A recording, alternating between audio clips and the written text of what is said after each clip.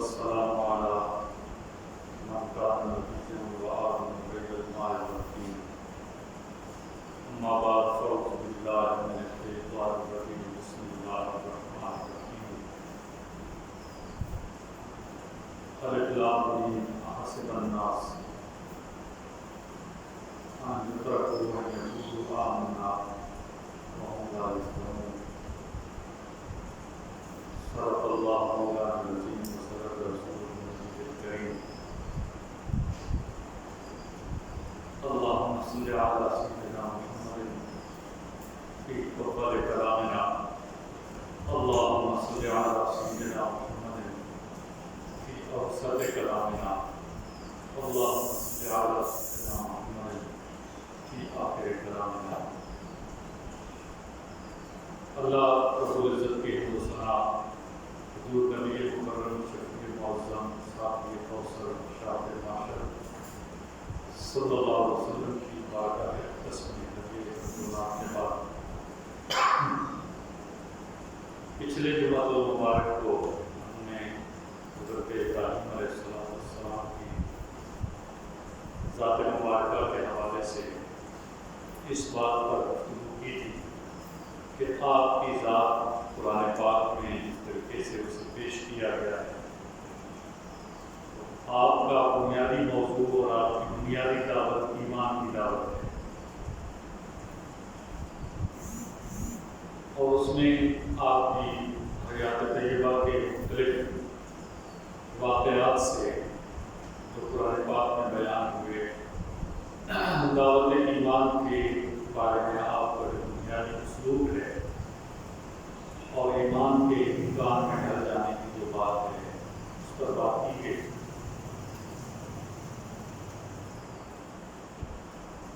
آج کی گفتگو کے آغاز میں نے ایک آیت کریمہ تلاوت کی ہے جو جس کا مخاطب ہم لوگ ہیں، جس کا مخاطب ہم لوگ ہیں۔ الف لام میم احسب الناس، لوگ اس گمان میں کیوں ہیں آمنا کہ وہ کہیں گے کہ ہم ایمان لائے ہم لا یفتنون، اور ان کی آزمائش نہیں ہوگی۔ اس آیت کریمہ کی روشنی میں یہ بات عرض کرنا مقصود ہے کہ ایمان صرف دعوے کا یا قلبی تصدیق کا نام ہی نہیں، بلکہ اس کی جانچ اور آزمائش رب کائنات کی طرف سے ہوتی ہے، اور اس جانچ اور آزمائش کے نتیجے میں ایمان کی حیثیت اور اس کا درجہ رب کائنات کی بارگاہ میں بھی اور مخلوق خدا کی بارگاہ نظروں میں بھی متعین ہوتا ہے۔ تو ایمان اپنے نتائج کے اعتبار سے معیاری عمل کا تقاضا کرتا ہے، اور انبیاء کرام کی زندگیوں میں ایمان ہمیشہ معیاری عمل کی شکل میں منعکس ہوتا ہے۔ نبی کریم علیہ السلام کو مخاطب کر کے اللہ رب العزت نے ارشاد فرمایا اسوۃ حسنہ فی ابراہیم، ابراہیم علیہ السلام کی ذات طیبہ میں آپ کے لیے اسوہ حسنہ ہے۔ حضرت ابراہیم علیہ السلام کا جو اسوہ حسنہ ہے وہ بھی جیسا کہ میں نے پچھلی دفعہ عرض کیا تھا کہ آپ کی بنیادی دعوت ایمان ہے، تو آپ کا بنیادی جو اسوہ حسنہ کا بنیادی نقطہ ہے وہ بھی ایمان کا عملی اظہار ہے۔ چنانچہ حضرت ابراہیم علیہ السلام کی حیات طیبہ کے چند واقعات سے میں اس ایمان کی عملی صورت کی طرف اشارہ کروں گا جو حضرت ابراہیم علیہ السلام کی دعوت کا مرکزی نقطہ ہے۔ سب سے پہلے حضرت ابراہیم علیہ السلام کی زندگی میں ایمان کی آزمائش کا لمحہ وہ لمحہ آتا ہے، اور نمایاں ترین لمحہ کہ جب نمرود کے حکم پر آپ کو آگ میں ڈالنے کا فیصلہ کیا جاتا ہے۔ تو حضرت ابراہیم علیہ السلام اپنے ایمان کے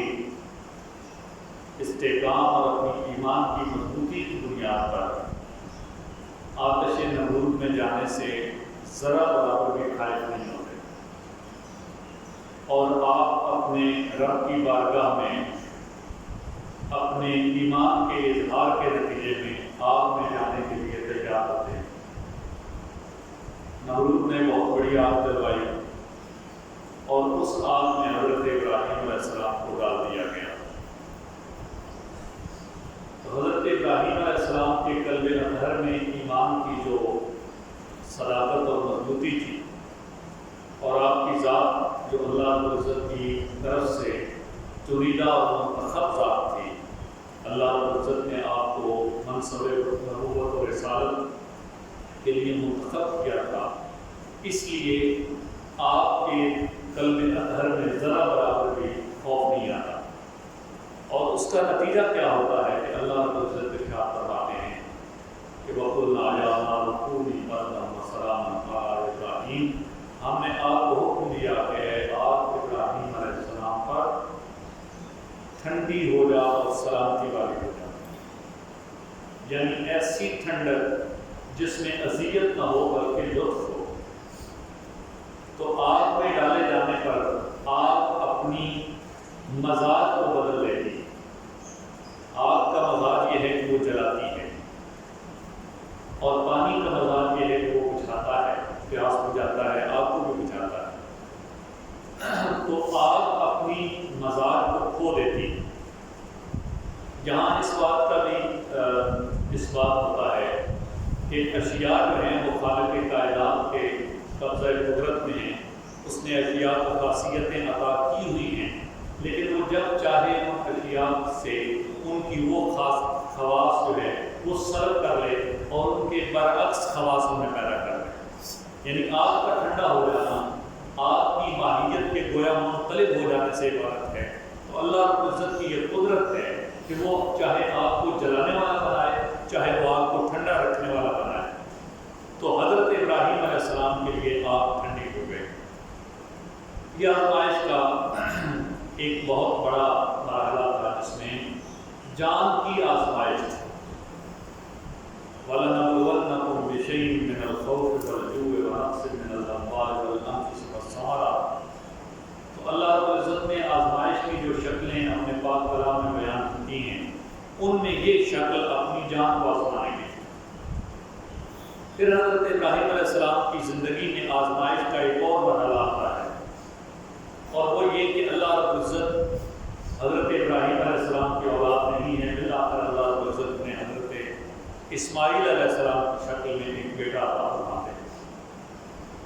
और वो बेटा जो उनकी आंखों का तारा है, जो उनके दिल का चैन है, अल्लाह की तरफ से हुक्म होता है कि उन्हें एक वादिन बिवादिन गैर ज़ी ज़र, एक ऐसी वादी में छोड़ आए जिसमें कुछ नहीं होता, जिसमें कोई रोएदगी नहीं है, जिसमें कोई ज़राअत नहीं है, जिसमें कोई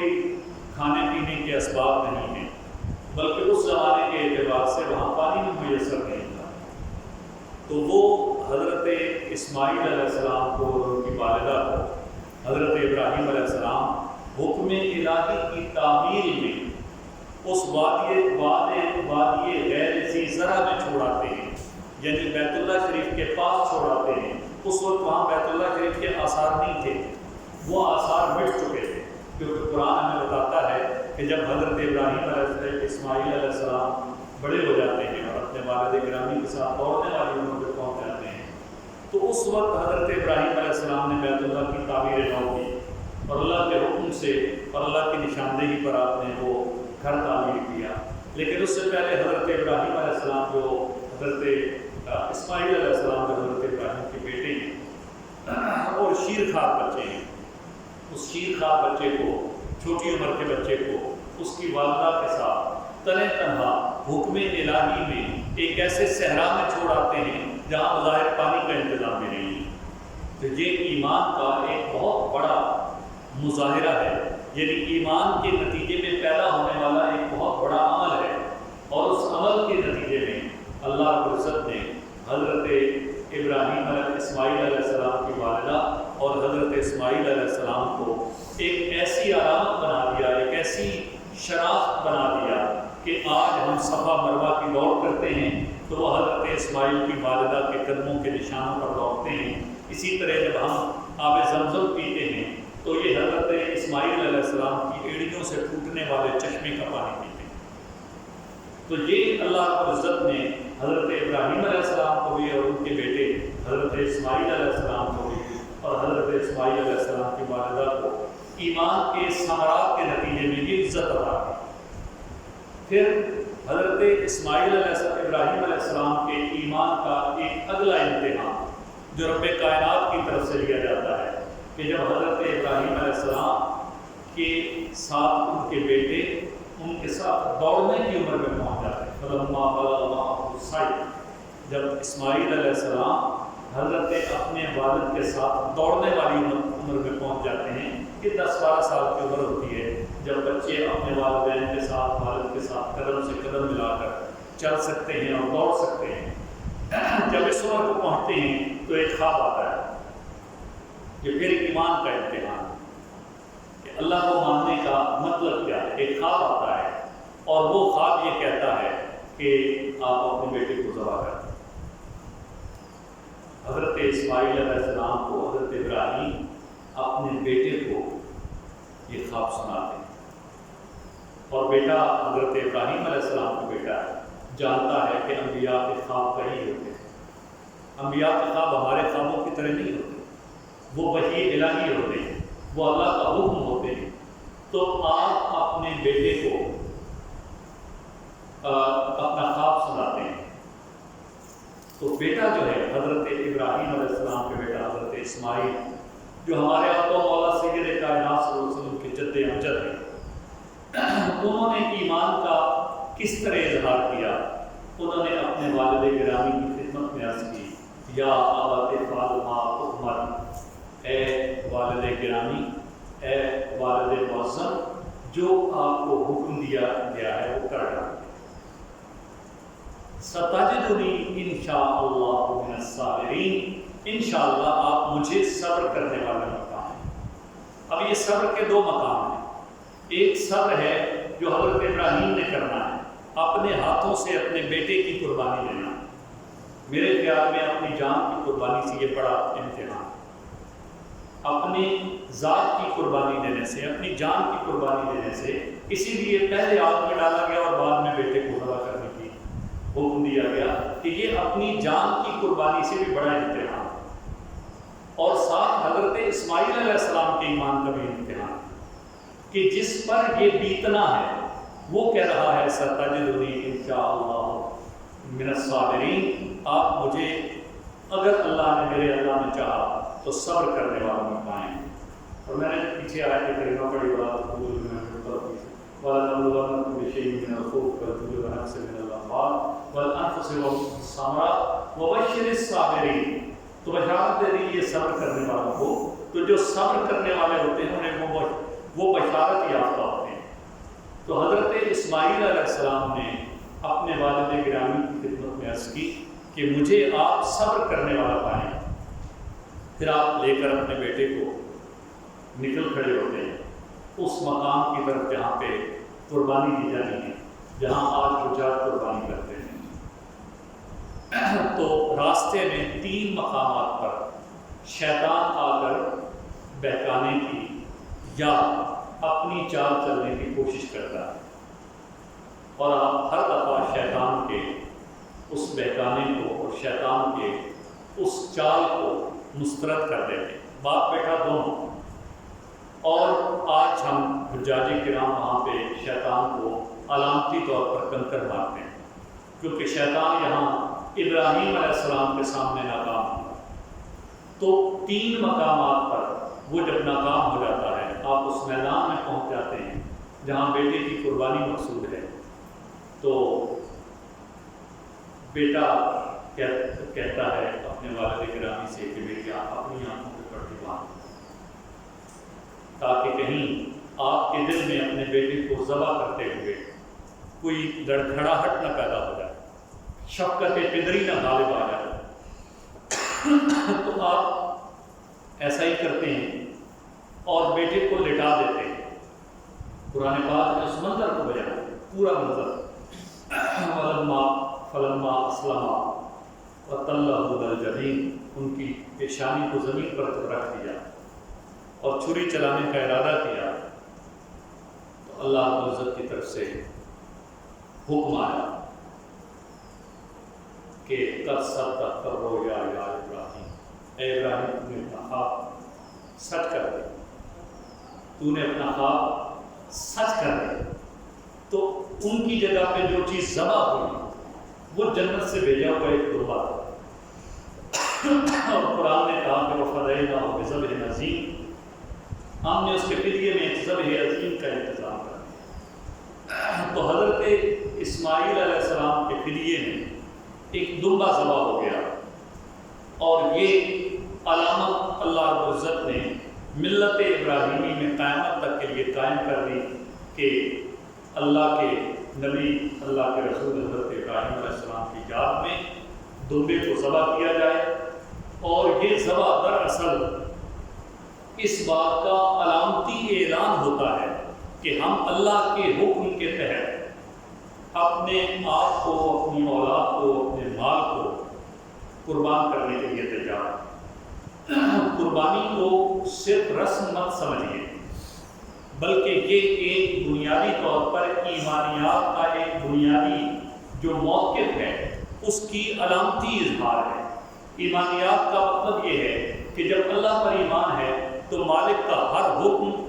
اس کی تعمیل کی جائے گی۔ اگر وہ کہے کہ اپنی جان قربان کر دو تو جان قربان کی جائے گی، اگر وہ اللہ کا حکم ہو کہ اولاد قربان کر دو تو اولاد قربان کر دی جائے گی،